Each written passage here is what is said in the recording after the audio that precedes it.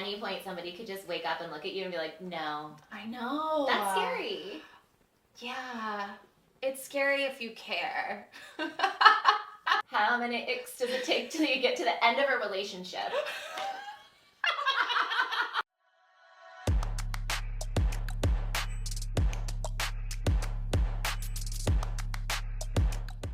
I really liked the dynamic that you guys had together, but I don't think we'll have that dynamic anymore because I don't like him anymore. it's an ick. You got the ick. I got the ick. You can't Come back from it. You can't come back from it. I never have. Some people say that you can come back from it, but I've never been able to. How many times have you gotten the ick when you've been dating someone? Is it has it stopped you from has it ended things? The ick. Yes. Yeah. But never right away because I'm always trying to be like, oh no, that's okay. Or don't be so judgmental, or just get over it, or it's not a big deal because, And listen, I'm sure plenty of guys have gotten the ick from me. I don't know how. No, they haven't. Anyways. But it's a human thing. I get it. Mm-hmm. And also, I need to learn to move on from those icks Yes. more quickly and Yes. not I give so many chances. Yes. How many icks does it take? How many icks does it take till you get to the end of a relationship? First podcast, then album. Oh my god. Oh We're my taking God. over the world. We're gonna go on tour.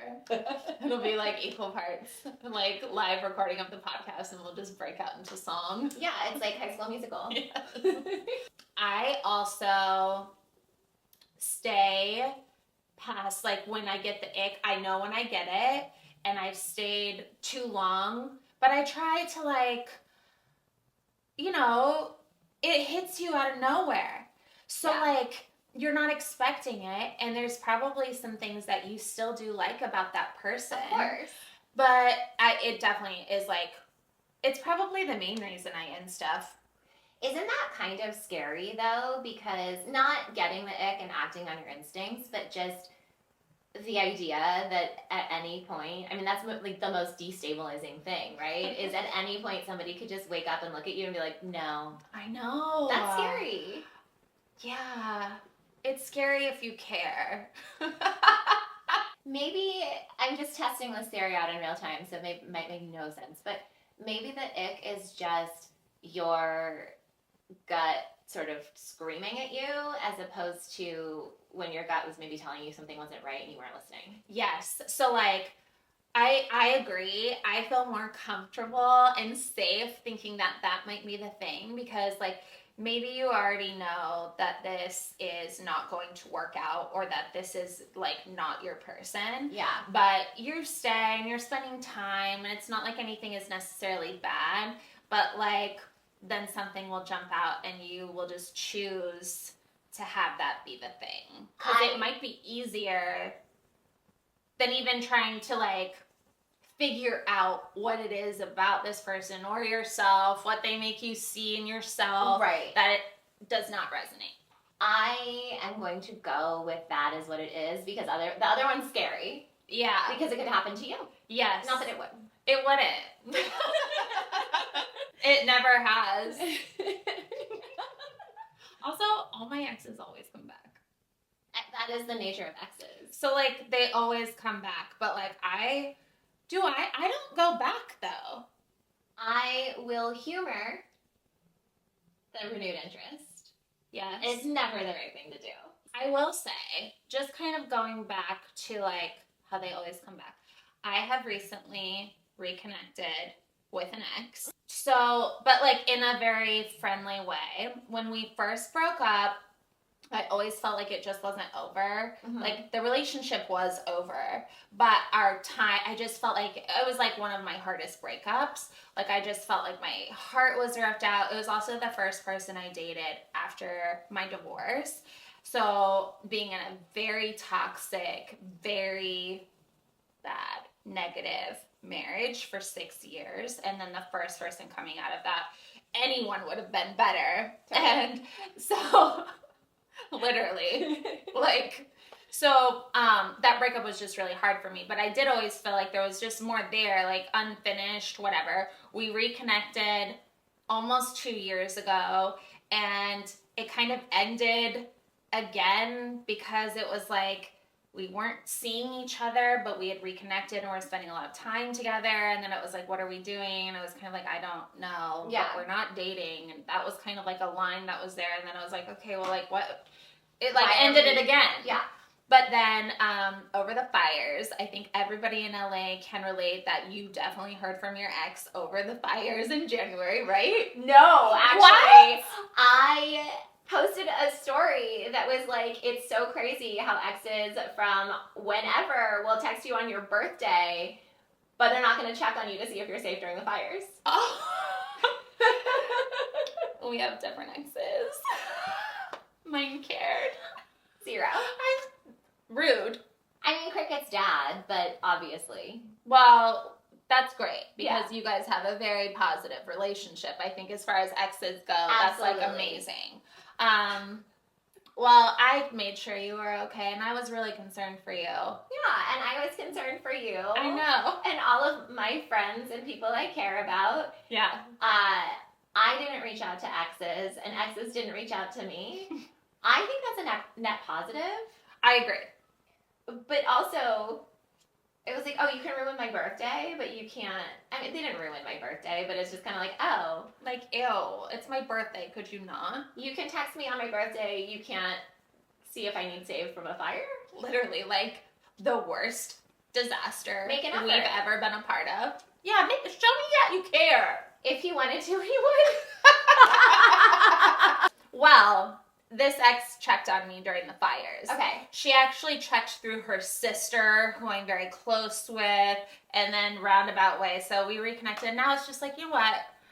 I think we're just supposed to kind of be in each other's lives. That's and it beautiful. was like, I think that kind of comes back to like that thing that I always felt like maybe it wasn't done. She's one that came back. They always come back. And she can stay. But the rest of them I don't respond to.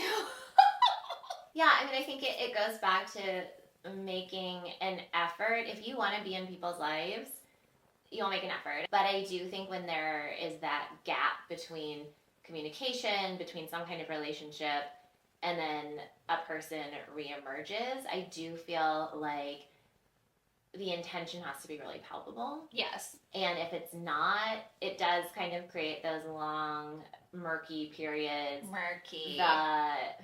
Murky. Ew. I was at the pier this morning, and one of the old guys like walked by and he was like, "Hey Jade, how's the water looking?" And I was like, "Oh, I don't know." And he's like, "I heard murky," and I was like, "Uh-oh." Oh my God! Word of the day. Word of the day. Murky.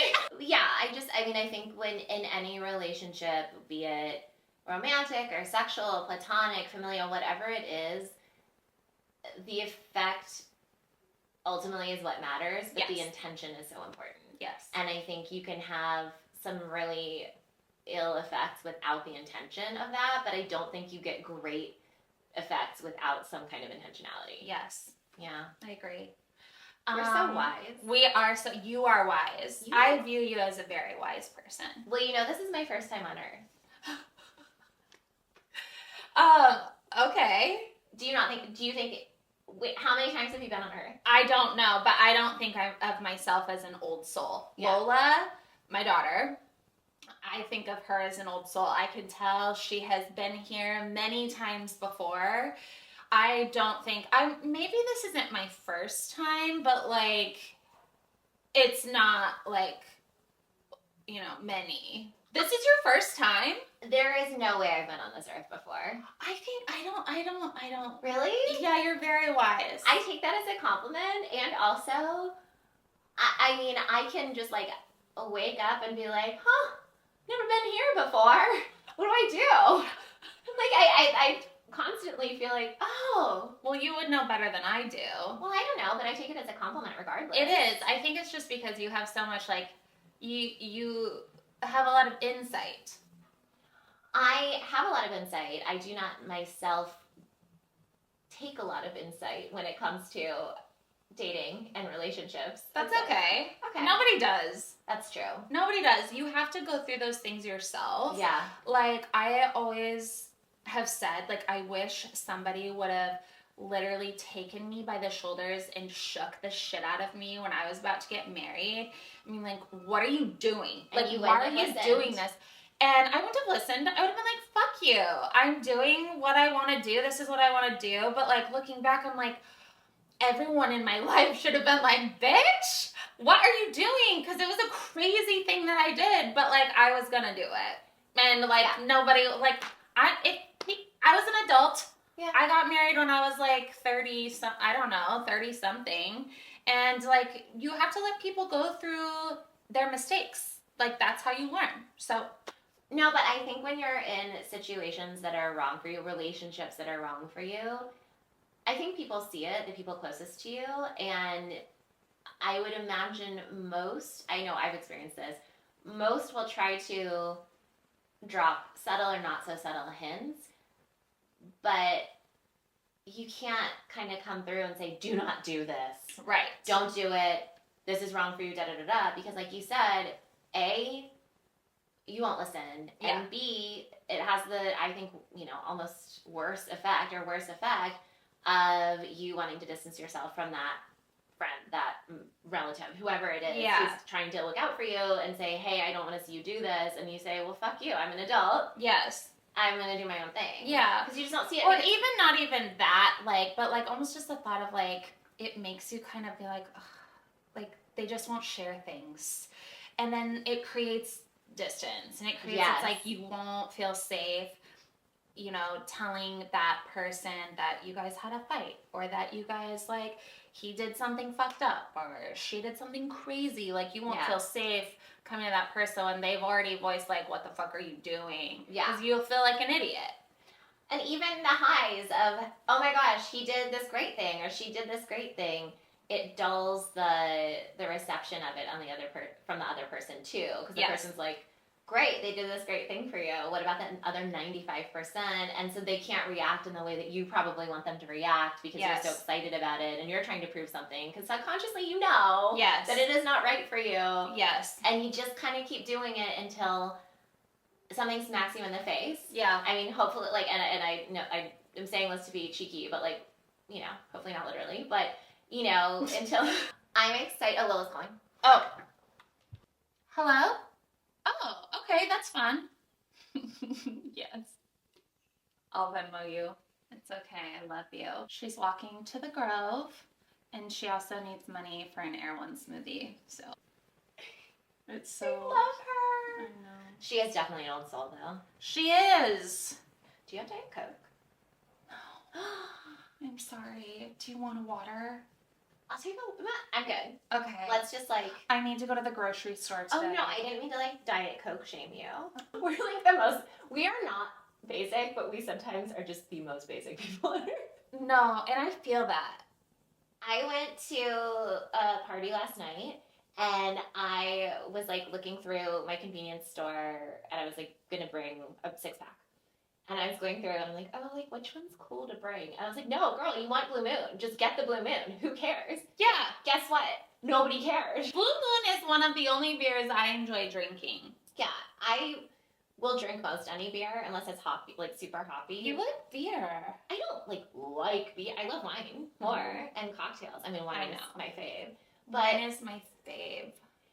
sometimes we just like basic things and it's okay. It's okay. I have Uggs. So I think anybody can have Uggs. Yes. I justify my having Uggs because I'm a surfer. Yeah. I wish I had an extra pair of Uggs so I could take them to the ocean. I wish you were a surfer. I'm afraid of that. I am. I'd be afraid. Oh my gosh, speaking of the ocean, remember that one night? Actually, you didn't remember, but I remember. Uh-oh. Because we like drank a lot of wine one night and we walked down to the ocean. Yeah. It was dark and we were drinking wine and we were just sitting there and we were talking about how like the ocean is so like amazing and how the ocean is like God, and we were like, that's like God, and you're like, yeah, and it's like powerful, like God doesn't give a fuck about your feelings. And I was like, yeah, like it's just like right there, like coming and going, like I don't even know, but like we had a really good, it felt really like we had it figured out. Listen, it's possible to have stoner thoughts when you're drinking Yes. and not stoned. Yeah, I don't do that. Like stoned. Oh. Yeah, I was like, what? Drink? Girl, Have thoughts? bitch, what? I thought we were being honest. Yeah, I have stoner thoughts when I'm totally sober. Same. Like, I like that. I love how we figured it out though that night. The ocean and sky. We don't remember. You don't remember what else we said. I'm clearly only remembering fragments, but it's like so funny because it was a serious conversation. We weren't laughing. Okay. yes. I would like to circle back to Icks because I think it's fun to talk about what gives you the ick. Love it. What gives you the ick? What has given you the ick before? In like just before. Oh, that's such a good question. Okay, I'll say a few. Okay, yeah, what are some icks for you? Okay, so one time I dated a girl who would only ever always wear a hat. And I think that's weird. Was she balding? No, but like it was weird.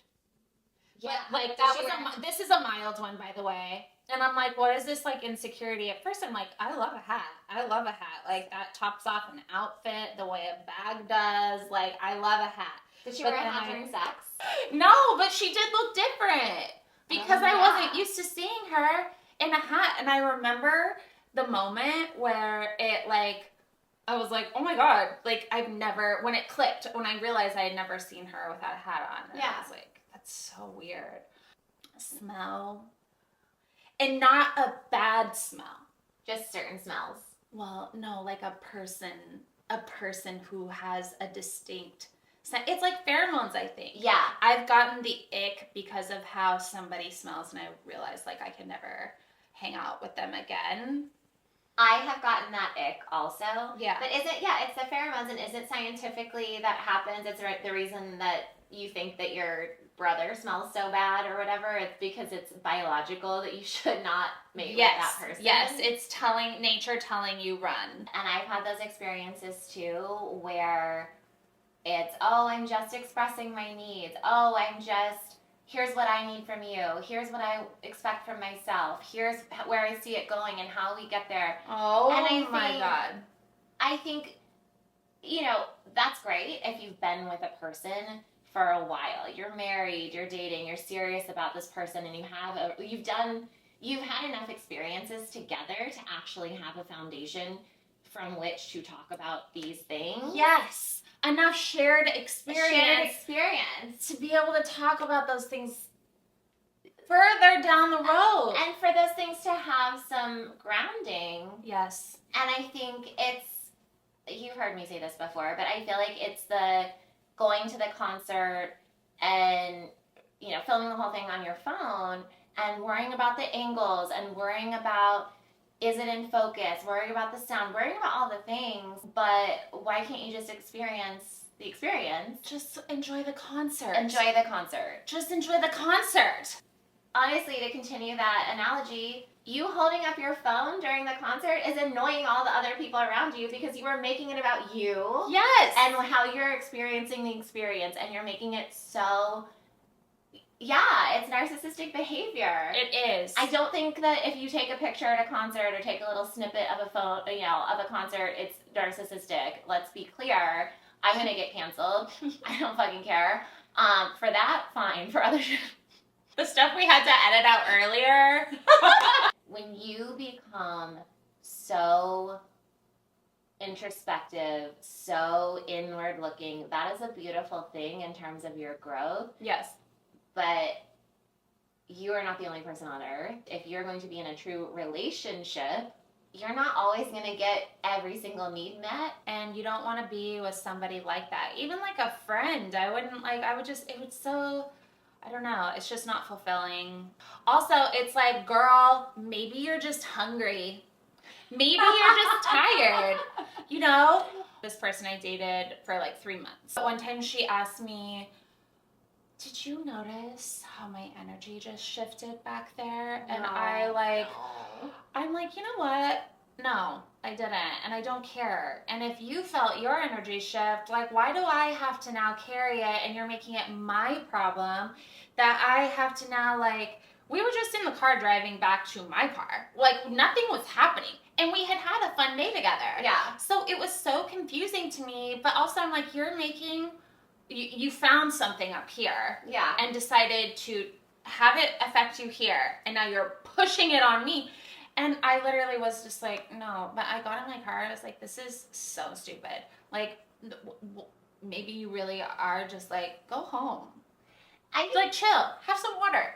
What did I notice your energy shift, and what does that mean? And maybe you just had something trigger you, or maybe there was a thought, or maybe it was because we spent so much time together. And I'm like, oh my God, like, she was saying all that later when I was just like, fuck this. I literally don't have time for this. Yeah. I'm fucking busy. I don't want to worry about how your energy shifted 5 minutes ago when we're just in the car ride home.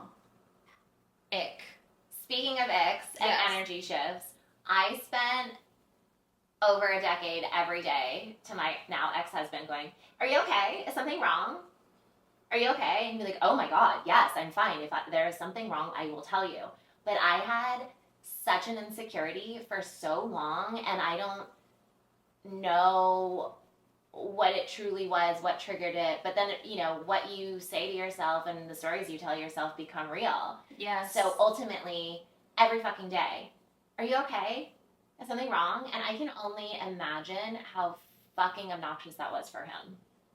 You're so smart. You are. Because, like, yeah, you know, you can see that about yourself, but, like, that would be obnoxious and annoying. So obnoxious. But also, good for you, because you are not that person.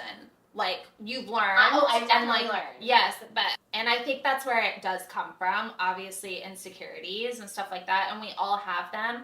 The problem is when you choose to operate from a place of your insecurities, and that is your norm. Yeah. So it's okay to have insecurities. It's okay to have those come up and come out. But when that is the place that you choose to operate from, it's a problem for you and anybody else that's like in your orbit, because then your insecurities become something they have to carry. Yeah. And that's not fair. And why would you want to do that to somebody you're married to, interested in, whatever? But of course, those are like things you learn along the way. Absolutely. But I think when you get into these modes of just telling yourself a story, it makes it true in terms of how you experience it. And I think it just wears the groove so deeply that sometimes you just can't get out of that pattern while you're in that situation, and you only later figure out how to kind of patch those over. Yes. Yeah. 100%. And we're all like experiencing our lives, you know, at the same time, but very different versions of how we move through the world. So I think that's what's so hard with dating, is because like you don't know where that person is. Yeah. Where they've been, where they're coming from, their current perspective, like any of that. And that's what kind of makes it such a nightmare. Dating is a nightmare. But you know what I wonder? I'm like, why then, like, I can form such amazing friendships. There's something about when you, like, bring in this romantic element where there is more, like, accountability in some way, where, like, you're being judged in a different way, or perceived in a different way that you're not in friendships and platonic relationships, where it just becomes so much more complicated. It's because we're not poly. Listen, on paper that sounds great. I could never. It is. I think being poly just mostly contains talking about your feelings all the time, which is just not a thing I'm interested in doing. You don't want to be in a lesbian relationship? Believe it or not. I wish I did. I say it every day. I wish I were just the teeniest bit gay, and I'm just not. You're just not. I'm sorry. Me too. Should we pause? Yeah. Okay. We're doing good. We're doing a really good job. I'm hot. Yeah, you are.